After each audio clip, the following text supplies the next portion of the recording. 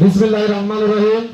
বাংলাদেশ জাতীয়তাবাদী স্বেচ্ছাসেবক দল কুড়িগ্রাম সদর উপজেলার আওতাধীন মোগলবাসা ইউনিয়ন স্বেচ্ছাসেবক দলের কর্মী সম্মেলনের আজকের এই কর্মী সম্মেলনের সভাপতিত্ব করছেন কুড়িগ্রাম সদর উপজেলা স্বেচ্ছাসেবক দলের সম্মানিত আহ্বায়ক জনাব মমিনুল ইসলাম। আমাদের আজকের এই কর্মী সম্মেলনের প্রধান অতিথি হিসেবে উপস্থিত আছেন কুড়িগ্রাম জেলা বিএনপির সম্মানিত আহ্বায়ক জনাব মোস্তাফিজুর রহমান মোস্তফা ভাই। আমাদের আজকের এই কর্মী সম্মেলনের প্রধান বক্তা হিসেবে উপস্থিত আছেন কুড়িগ্রাম জেলা ছাত্র দল ও যুব দলের সাবেক সফল সভাপতি, আগামী কুড়িগ্রাম 26-2 আসনের ধানের শীষের কান্ডারি আলাজ জেলা বিএনপি সম্মানিত সদস্য সচিব আলাজ সোহেল হোসেন কায়কোবাদ সোহেল ভাই।